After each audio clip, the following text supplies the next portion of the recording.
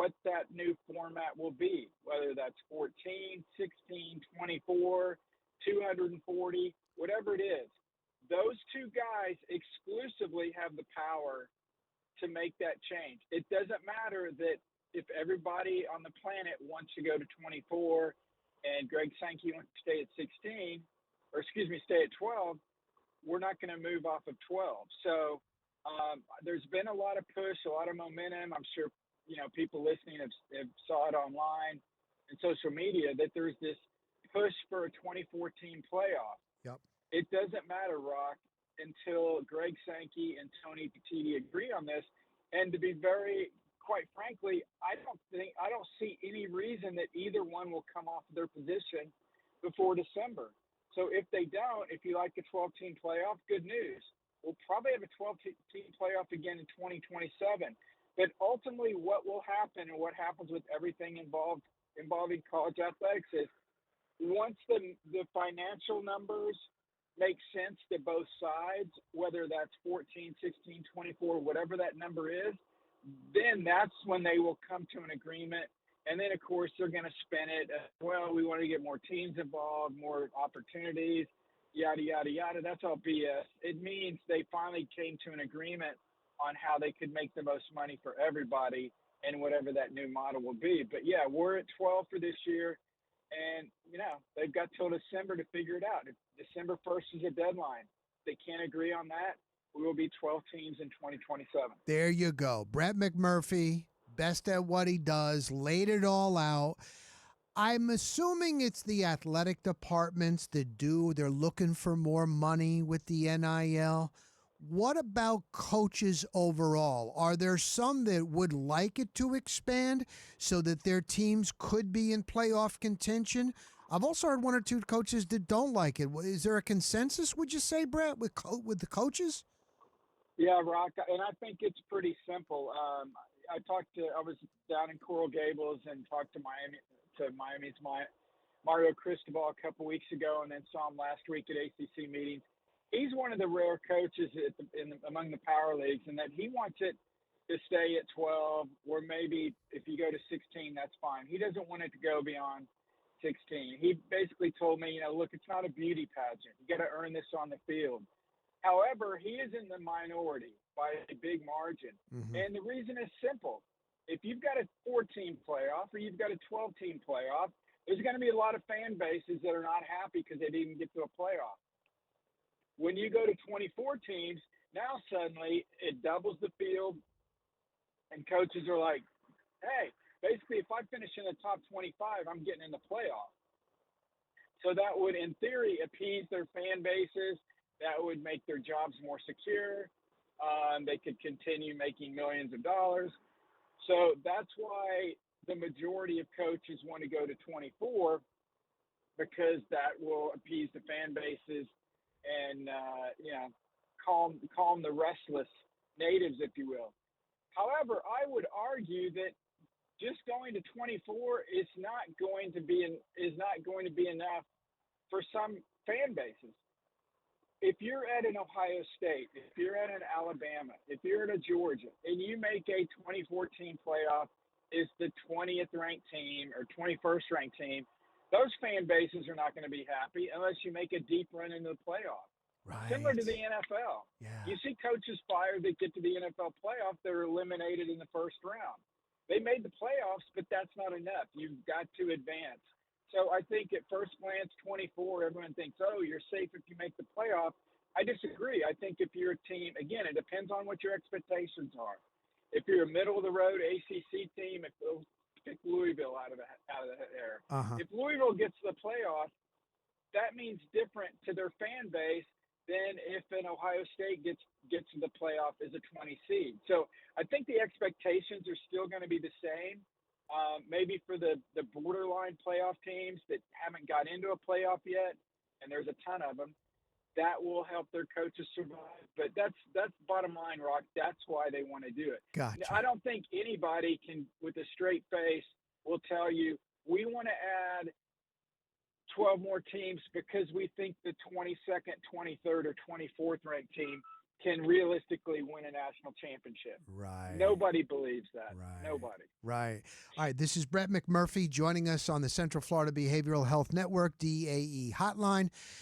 Everybody around here always asks me, USF, when? With Rob Higgins and Derek Brooks and the on campus stadium, new coach Hartline coming from Ohio State, program on the rise. They got to get out of this small conference. When is this going to happen? And I remember last time you were on within this year, and you were like, it doesn't matter how much Higgins does or Derek Brooks does or the stadium. They're not the ones that are going to control this. But for USF fans or fans here in the Tampa Bay area that are listening, what is the possibility? When is the realistic? And where do you think USF could go, Brett?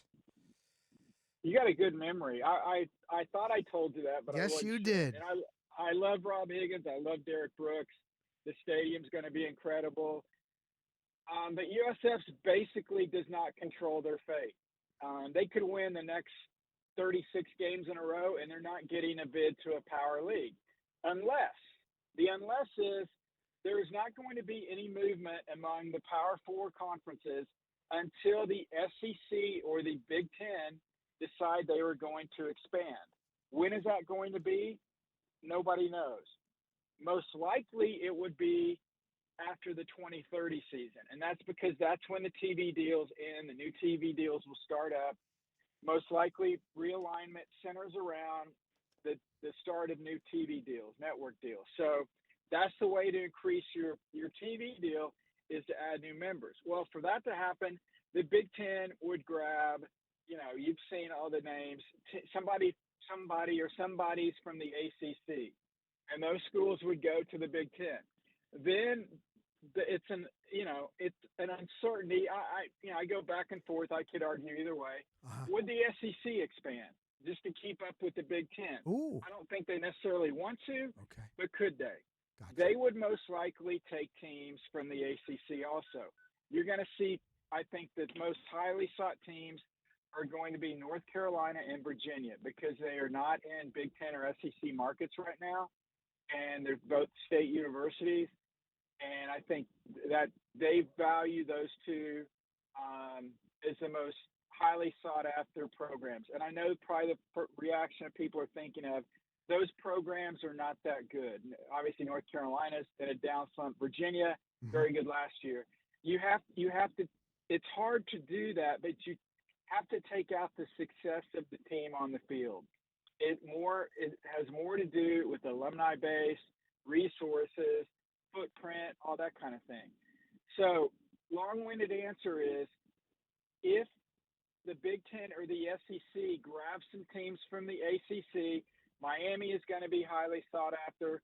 Florida State is looking to get out. The first option they have, they're out the door. Clemson.